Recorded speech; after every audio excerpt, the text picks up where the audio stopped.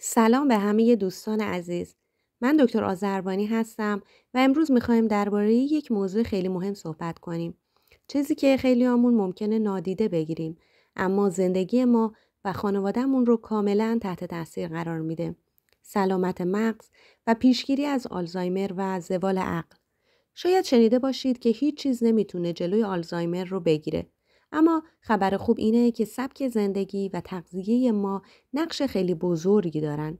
بله، اون چیزی که توی بشقاب ماست میتونه مغز ما رو قوی تر کنه و از زوال حافظه جلوگیری کنه. امروز میخوایم با هم ببینیم که کدوم مواد غذایی واقعا مغز ما رو محافظت میکنن. اول از همه میوه ها و سبزیجات رنگارنگ است. چرا رنگشون مهمه؟ چون پر از آنتی اکسیدان ها هستن. آنتی اکسیدان ها مثل یه سپر جادویی عمل میکنن و سلول های مغز رو از آسیب های رادیکال های آزاد محافظت میکنن. تحقیقات نشون دادن کسانی که مرتب بلوبری و تمشک میخورن حافظهشون بهتره و احتمال زوال عقل درشون کمتره. انار و توت فرنگی، این میوه ها هم عملکرد مغز رو تقویت میکنن و هم به گردش خون مغز کمک میکنن.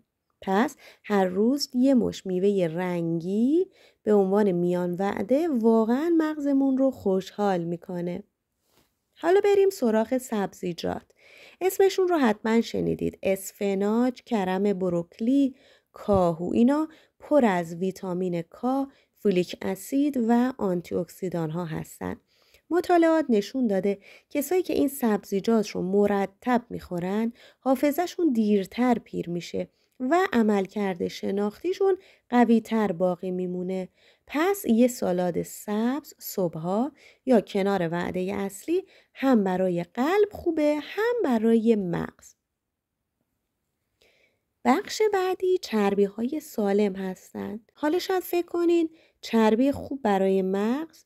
بله، مغز ما 60% از چربی ساخته شده و چربی های سالم مثل امگا 3 واقعا مغز رو تغذیه می کنن. مثل ماهی های چرب، سالمون، ساردین و قزلالا، آجیل ها و دونه ها مثل گردو، بادام و تخم چیا و آووکادو، اینا میتونن خطر زوال عقل رو کاهش بدن و حافظه کوتاه مدت و بلند مدت رو بهتر کنن. بخش بعدی قهوه و چای سبزه. یه فنجون قهوه یا چای سبز نه تنها انرژی میده بلکه پر از کافئین و آنتی اکسیدان هاست که از سلول های مغز محافظت میکنه و تمرکز رو بالا میبره. فقط یادتون باشه که زیاد نوشیدن قهوه هم خوب نیست. اندازش خیلی مهمه. حالا وقتشه که کمی طعم و رنگ اضافه کنیم. زردچوبه ماده فعالش کورکومینه که خواص ضد التهابی داره و مغز رو محافظت میکنه. زنجبیل و دارچین کمک میکنن جریان خون مغز بهتر بشه و حافظه تقویت بشه. بخش بعدی در مورد آب و هیدراتاسیونه. یه نکته ساده ولی خیلی مهم اینه که آب کافی باید بنوشید. چرا؟ چون مغز ما بیشتر از 70% آب داره و کم آبی باعث کاهش تمرکز، خستگی و حتی فراموشی میشه. پس حتی قبل از شروع روز یه لیوان آب مغز رو آماده میکنه.